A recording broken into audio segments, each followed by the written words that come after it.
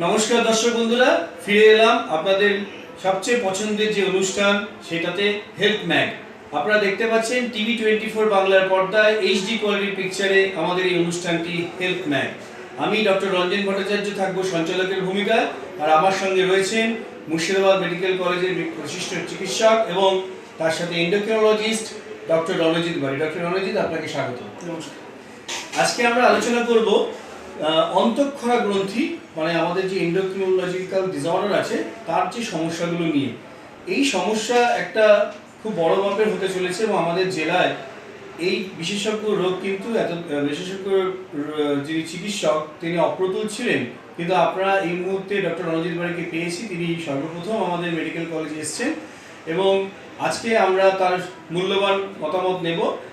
Doctor বাড়ি, আপনি যদি প্রথমেই বলেন যে এন্ডোক্রিনোলজিক্যাল ডিসঅর্ডার যেগুলো আছে, বিশেষ করে আমরা জানি থাইরয়েড ডিসঅর্ডার, ডায়াবেটিস বা বেশ কিছু হরমোনাল সমস্যা যেগুলো বয়স সন্ধিক্ষণে হয়, তো ওভারভিউ যদি একটু দেন যে এন্ডোক্রিনোলজিক্যাল ডিসঅর্ডারগুলো কী কী হতে পারে?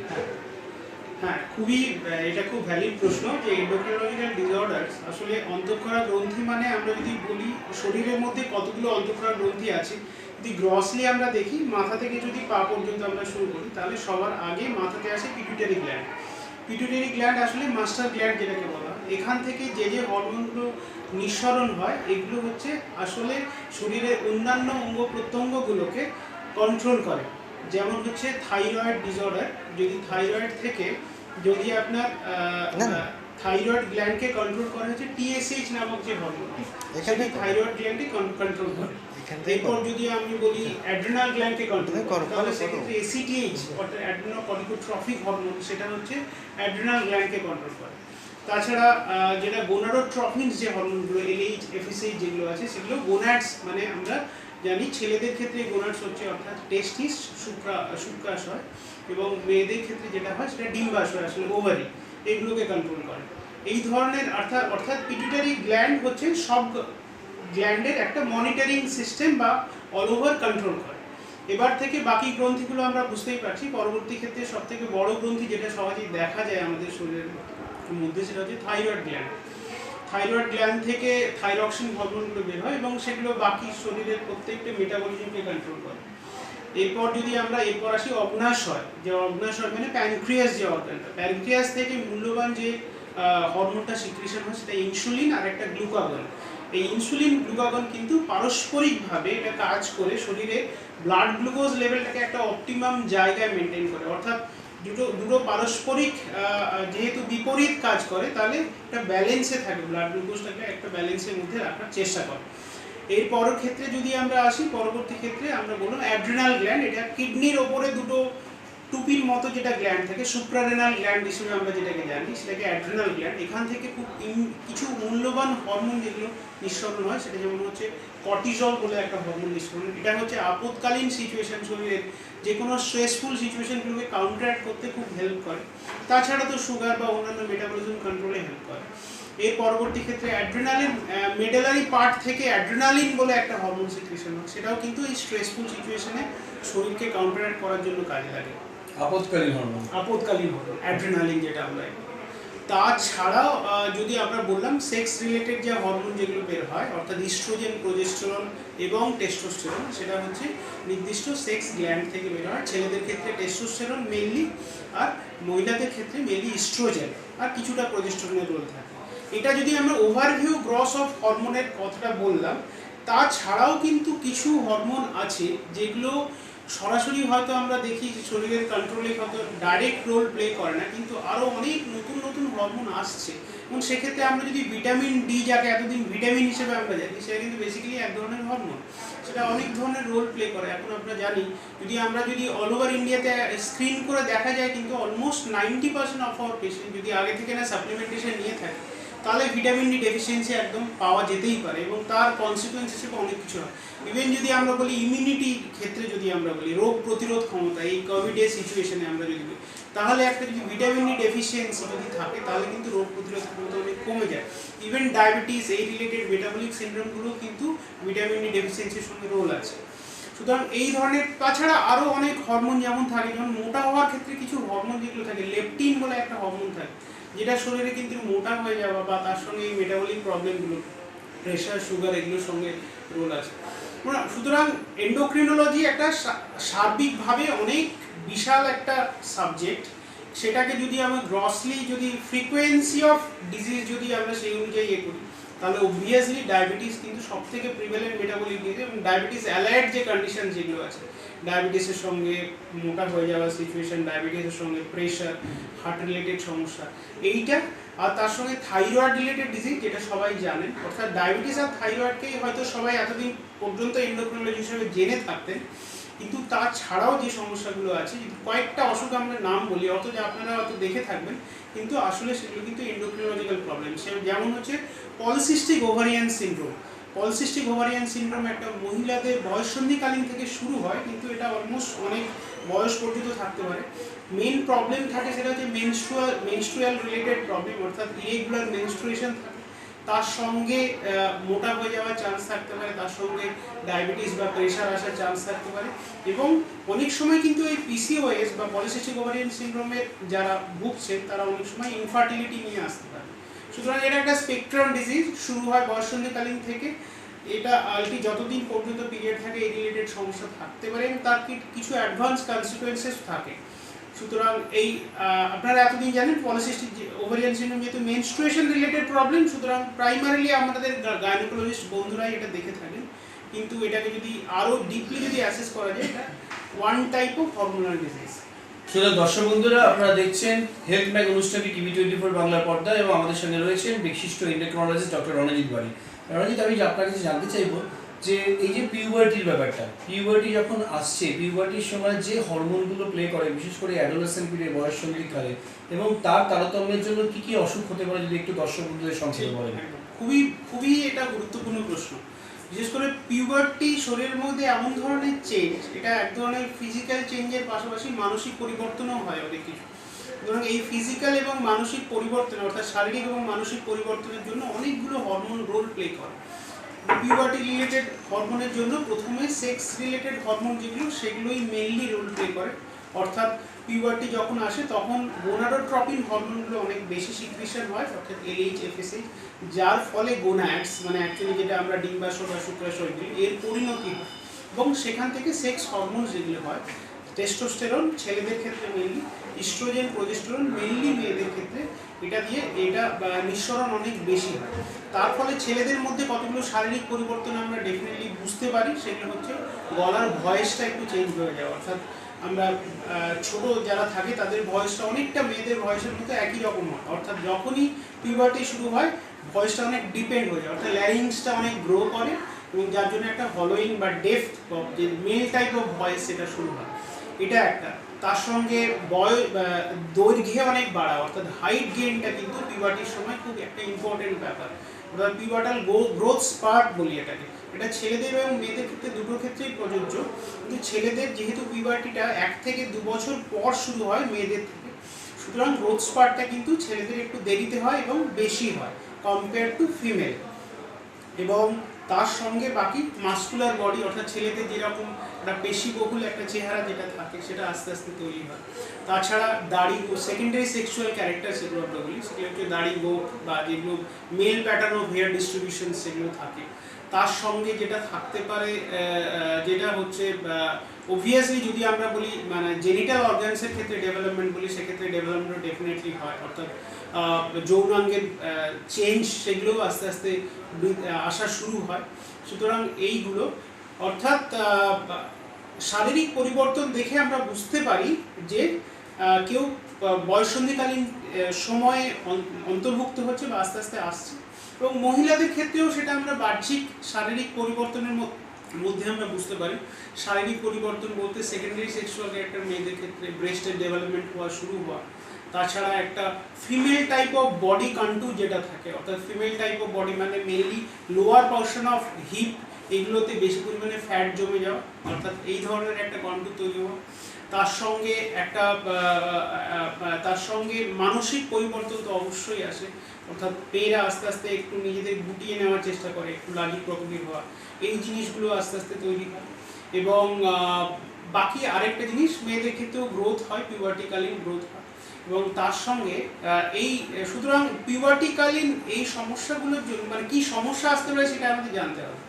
পিউবার্টি একসময় মানে দু ধরনের হয়, হয়তো খুব তাড়াতাড়ি চলে আসতে পারে অনেকের ক্ষেত্রে, অনেকের ক্ষেত্রে অনেক দেরি হয়ে যাওয়া পর্যন্ত বয়ঃসন্ধি পরিবর্তনগুলো আসছে না।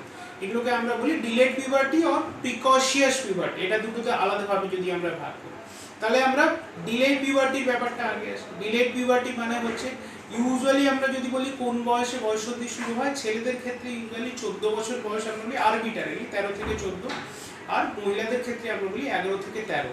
এই সময়টা মোটামুটি বয়ঃসন্ধি শুরু হওয়ার কথা। যদি মেয়েদের ক্ষেত্রে 13 ইয়ার্স পেরিয়ে গেল, 13 বছর পেরিয়ে গেল অথচ বয়ঃসন্ধি এলো না, আর ছেলেদের ক্ষেত্রে 14 বছর পেরিয়ে গেল অথচ বয়ঃসন্ধি এলো না, তাহলে সেটাকে আমরা ডিলেড পিউবার্টি বলি। ডিলেড পিউবার্টি যদি হয় তাহলে সেক্ষেত্রে তার প্রপার ইভ্যালুয়েশন দরকার।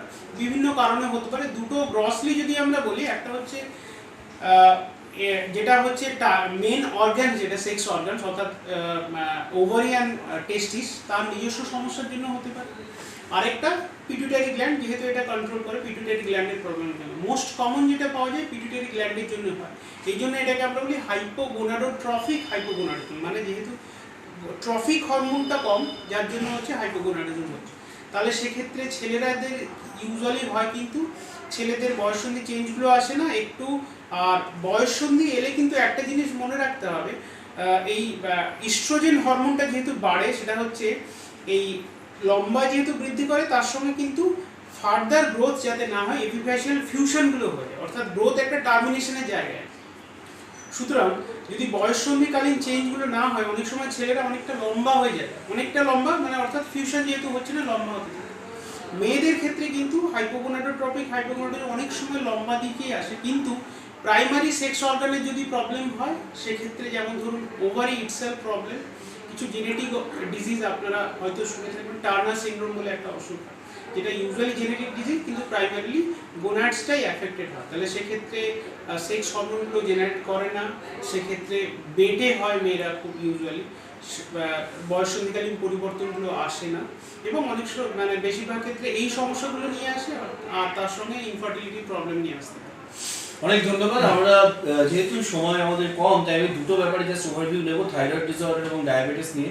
থাইরয়েড ডিসঅর্ডার নিয়ে আমার একটা প্রশ্ন হচ্ছে যে থাইরয়েড ডিসঅর্ডার আমরা দুটো ভাগে মূলত ভাগ করতে পারি, হাইপোথাইরয়েডিজম এন্ড হাইপারথাইরয়েডিজম। এই দুটোর মধ্যে সিমটমসগুলো কি কি হতে পারে যদি একটু দর্শক বন্ধুদের বলেন। হ্যাঁ, নিশ্চয়ই। থাইরয়েড রিলেটেড সিমটমস যদি আমরা প্রথমে হাইপোথাইরয়েডিজমে আসি, কারণ হাইপোথাইরয়েডিজম অনেক বেশি কমন আমরা সবার থেকে নিই, অর্থাৎ থাইরয়েড গ্ল্যান্ড থেকে যখন থাইরক্সিন হরমোনটা সঠিকভাবে যতটা আমাদের দরকার সেই অনুযায়ী নিঃসরণ হচ্ছে না, তখন হাইপোথাইরয়েডিজমই সেটাকে বলা হয়।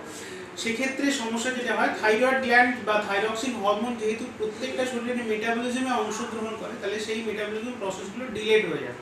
তাহলে সেক্ষেত্রে মেন সমস্যা যেগুলো হয়, চেহারা আস্তে আস্তে মোটা হয়ে যেতে পারে, অর্থাৎ যেহেতু মেটাবলিজম হচ্ছে না, বেশিরভাগ ক্ষেত্রেই ক্যালোরিগুলো জমে যাচ্ছে শরীরে, তাহলে মোটা হয়ে যাওয়া, তার সঙ্গে ঠান্ডা লাগা বেশি করে, শীত করা সবসময়, অর্থাৎ গরমকালে অনেক সময় ফ্যান চললে পেশেন্ট হয়তো বলবে আমার ঠান্ডা লাগছে, সেক্ষেত্রে সমস্যা হতে পারে। তার সঙ্গে গলার স্বর বসে যাওয়া, হোর্সনেস হতে পারে। তার সঙ্গে পেশেন্টের বেশি ঘুম পাওয়া, অর্থাৎ কোনো কিছুতেই একটু রেস্ট নিলেই ঘুমিয়ে পড়ছে, বা সবসময় একটা লেথার্জি ভাব, কোনো কিছু কাজে মন লাগছে না, বা অনেক সময় ভুলে যাওয়ার প্রবণতা আসতে পারে।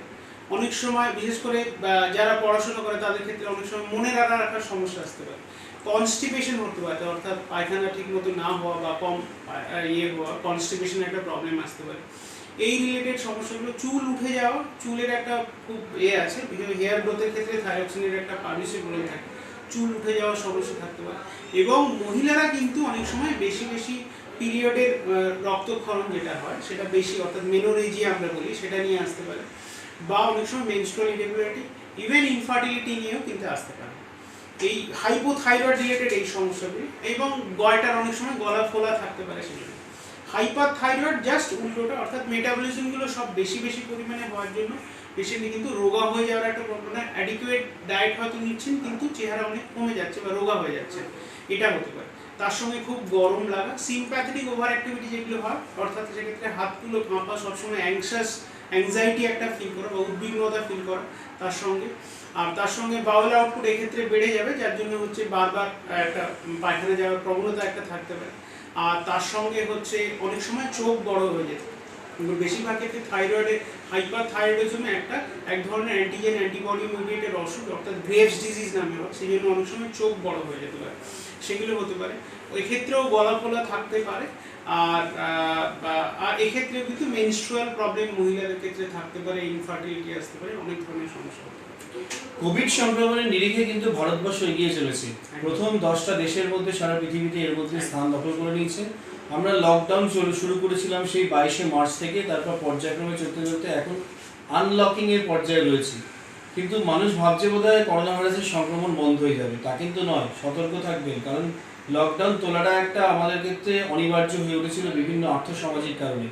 তা এই যে কোভিড-19 সংক্রমণের সাথে ডায়াবেটিস ম্যানেজমেন্ট তো নিশ্চয়ই একটা চ্যালেঞ্জিং, কারণ এটা মেইনস্টে কর্নারস্টে অফ দ্য থেরাপি হচ্ছে ডায়েট অ্যান্ড এক্সারসাইজ, ওষুধ বাদ দিয়েও। এবং ওষুধের ক্ষেত্রে অনেক ক্ষেত্রে ইনসুলিন হরমোন বা অন্যান্য ওষুধ যেগুলো আছে ইনজেকশন, সেগুলো আসতে পারেন, এবং আমফন সাইক্লোনের পরিপ্রেক্ষিতে অনেকে ফ্রিজও চালু রাখতে পারে। তাই ডায়াবেটিস ম্যানেজমেন্টটা কতটা চ্যালেঞ্জিং হয়েছে এই কোভিড-19 এ, একটু দর্শক বন্ধুদের বলুন। একদম। কোভিড-19 আপনারা সবাই এতদিনে অবগত, কোভিড-19 কী ধরনের ব্যাপক আকারে সারা বিশ্বে ছড়িয়ে গেছে, এবং আমাদের ভারতবর্ষ পিছিয়ে নেই, অলমোস্ট এখন নবম স্থানে আছে। সেক্ষেত্রে সেটা আমাদের উদ্বিগ্নতার বিষয়। এবং ডায়াবেটিসে বেশিরভাগ ক্ষেত্রেই আগে যে এই কোভিড-19 নিয়ে যেসব স্টাডি হয়েছে তাতে দেখা গেছে বেশিরভাগ কোভিড-19-এর জন্য যারা হাসপাতালে ভর্তি হয়েছেন বা যাদের ইন্টেনসিভ কেয়ার ইউনিটে রাখতে হয়েছে, তাদের একটা সিগনিফিকেন্ট প্রপোর্শনে পেশেন্টের কিন্তু ডায়াবেটিস ছিল।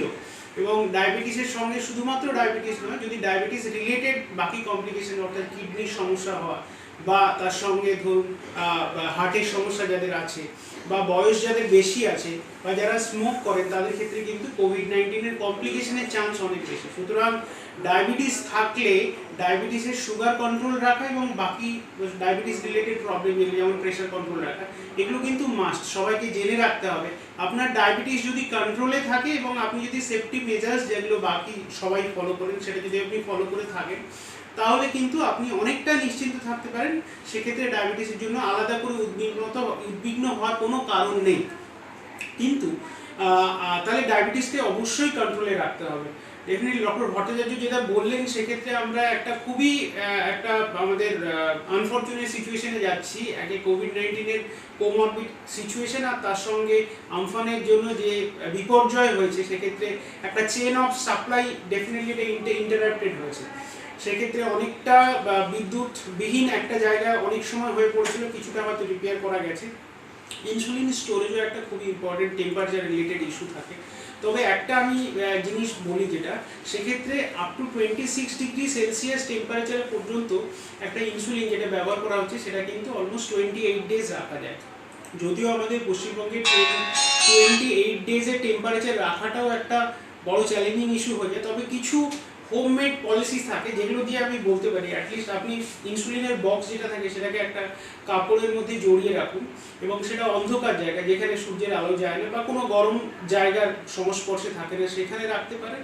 সেখানে পিরিয়ডিক্যালি ওই ওপরে কাপড়ের জায়গাটা অল্প অল্প করে জল দিতে পারেন, তাহলে ইভাপোরেট করলে কিছুটা ঠান্ডা থাকে। তাহলে সেক্ষেত্রে মোটামুটি আমরা নিয়ার অ্যাবাউট 26-এর কাছাকাছি যদি রাখতে পারি, 1 মাস ইনসুলিন কিন্তু রাখা যেতে পারে। বাকি ইনসুলিন যদি আপনার থেকে থাকে, তাহলে কিন্তু ওটা আপনার কাছাকাছি যেখানে ফ্রিজ অ্যাভেলেবল আছে ওখানে রেখে দিন। এইটা একটা।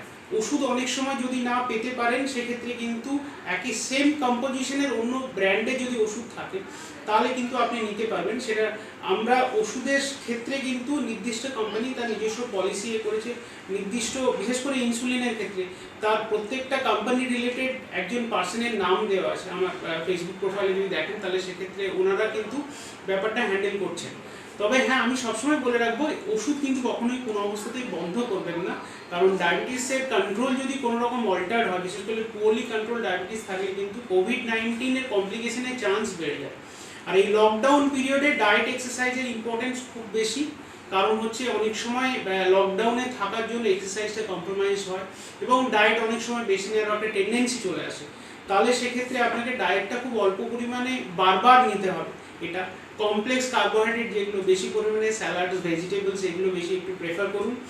আর বাড়িতে হোমমেড মানে হোমলি এক্সারসাইজ যেগুলো সেগুলো করা যেতে পারে। বাড়ির নিজস্ব কাজে নিজেকে নিয়োজিত রাখুন, যেমন ঘর ঝাড় দেওয়া, ঘর পরিষ্কার করা, যেগুলো সব কিছু কাজ করলে কিছুটা ক্যালোরি আপনার নিশ্চয়ই সেক্ষেত্রে ওয়েস্টেজ হবে। আর যেটা বলা সেক্ষেত্রে হচ্ছে আপনার ওষুধ টাইমলি নেবেন, হাইড্রেশন খুব ইম্পর্টেন্ট ব্যাপার, বেশি করে জল খাবেন। এই অবস্থাতে যদি আপনি কখনো জ্বর, সর্দি, কাশি এই ধরনের সমস্যা অর্থাৎ ফ্লু লাইক সিমটম ফিল করেন, তাহলে কিন্তু অবশ্যই আপনার ওষুধ চালানোর পাশাপাশি হাইড্রেশন মেনটেন করবেন। ফুড কখনো বন্ধ রাখবেন না। বিশেষ করে আমি যদি একটা জিনিস বলতে চাই, টাইপ 1 ডায়াবেটিস আছে, অনেক সময় একটা মিসকনসেপশন থাকে। তারা যেহেতু 3বার থেকে 4বার ইনসুলিন নেয়, তারা কোনোভাবে জ্বরে পড়লেই তাদের কিন্তু ইনসুলিন বন্ধ করে দেওয়ার একটা টেন্ডেন্সি থাকে। সেটা কিন্তু খুব ডেঞ্জারাস একটা অ্যাটেম্প্ট হয়ে যায়, কারণ সেক্ষেত্রে একটা ডায়াবেটিস কিটোঅ্যাসিডোসিস হওয়ার চান্স থাকে। সেজন্য ইনসুলিন কোনো অবস্থাতেই বন্ধ করবেন না। দরকার হলে আপনি ডোজ কমান, যদি অ্যাডিকুয়েট ডায়েট না নিতে পারেন ডোজ বরং কমিয়ে দিন, কিন্তু ইনসুলিন বন্ধ করবেন না। কোনো অবস্থাতেই যদি আপনার পেট ব্যথা, বমি বা খুব সিরিয়াসলি আপনি ডিহাইড্রেটেড হচ্ছেন বা খুব আস্তে আস্তে ঝিমিয়ে যাওয়ার একটা টেন্ডেন্সি থাকছে, তাহলে অবশ্যই হাসপাতালে ভর্তি করুন। সেটা ডায়াবেটিস কিটোঅ্যাসিডোসিস কিনা সেটা দেখতে হবে। আর যেটা বলার, সেক্ষেত্রে হাইপোগ্লাইসেমিয়া হওয়ারও একটা চান্স থাকতে পারে। সুতরাং এই ক্ষেত্রে যদি আপনি অ্যাপারেন্টলি সুস্থ থাকেন, আপনার কাছে যদি একটা গ্লুকোমিটার থাকে, তাহলে গ্লুকোমিটার দেখেই আপনি ব্লাড সুগারটা অ্যাসেস করার চেষ্টা করুন। সবসময় ল্যাবে ব্লাড টেস্ট করার দরকার নেই, এটা একটা। তাহলে হাইপোগ্লাইসেমিয়া যদি হয় 20 গ্রাম শর্ট অ্যাক্টিং কার্বোহাইড্রেট, মানে আমরা যেটা বলি ইউজুয়ালি গ্লুকোজ অথবা চিনি, যদি আপনি হাতের কাছে খেতে পারেন, তার 5 থেকে 10 মিনিটের মধ্যে ভারী খাবার খাবেন। এটা হাইপারগ্লাইসেমিয়া হতে পারে, অর্থাৎ 300-র ওপরে যদি সুগার উঠে যায়, তাহলে সেক্ষেত্রে ঘন ঘন ইউরিন হওয়া, জল তেষ্টা পাওয়া, মুখ শুকিয়ে যায়, এরকম একটা টেন্ডেন্সি থাকে। তাহলে কিন্তু সুগারের ওষুধ বা ইনসুলিন আপনাকে বাড়াতে হতে পারে। এইগুলো একটু খেয়াল রাখতে হবে। আর ওষুধ নিয়ম করে নিলে সুগার যদি কন্ট্রোলে থাকে, আপনার আলাদা করে প্যানিক করার কোনো জায়গা নেই। অনেক ধন্যবাদ। তাহলে দর্শক বন্ধুরা মনে রাখবেন যে অ্যান্টি ডায়াবেটিক মেডিকেশন কিন্তু বন্ধ করবেন না। সাবস্টিটিউশন করতে গেলে বা ডোজ রিডাকশন করতে গেলে আপনি আপনার চিকিৎসকের পরামর্শ নিয়েই করবেন। মনে রাখবেন যে পৃথিবীতে বিশ্বব্যাপী ভারতবর্ষ ইতিমধ্যেই কিন্তু সুগারের বা ডায়াবেটিস ক্যাপিটাল হয়ে গেছে ভারতবর্ষ। কোভিড ক্যাপিটাল যেন না হয় এই ব্যাপারে কিন্তু আপনার সতর্কতা দরকার, কারণ 9ম স্থান থেকে 1ম স্থানে আসতে কিন্তু খুব বেশি দেরি নেই। তাই হাত ধোবেন, মাস্ক পরবেন, সতর্ক থাকবেন, নিরাপদ সামাজিক দূরত্ব বিধি মেনে চলবেন। আর আমরা থাকবো, আমাদের জেলায় এসে গেছেন প্রতিশ্রুতিমান তরুণ চিকিৎসক এন্ডোক্রিনোলজিস্ট ডক্টর রণজিৎ বাড়ি। আমার তো মনে হয় মুর্শিদাবাদ জেলায় প্রায় 30 লাখেরও বেশি ডায়াবেটিস রোগী আছেন, এবং এর সাথে মুর্শিদাবাদ জেলা ছাড়াও নদিয়া, বীরভূম, মালদা পার্শ্ববর্তী জেলাগুলি এবং তার সাথে ঝাড়খণ্ডেরও যে মানুষগুলো আছেন তারা অনেকেই কিন্তু এন্ডোক্রিনোলজি স্পেশালিস্ট পান না। ডক্টর রণজিৎ বাড়ি রয়েছেন আমাদের সাথে। আমার মনে হয় এই জেলাবাসীরা উপকৃত হবেন, এবং আমি থাকবো ডক্টর রঞ্জন ভট্টাচার্য সঞ্চালকের ভূমিকায়। আপনারা দেখতে থাকুন হেলথ প্যাক অনুষ্ঠানটি টিভি 24 বাংলার পর্দাতে ঝকঝকে HD কোয়ালিটির পিকচারে। আজকের মতো বিদায় নিচ্ছি, অনেক অনেক ধন্যবাদ, নমস্কার।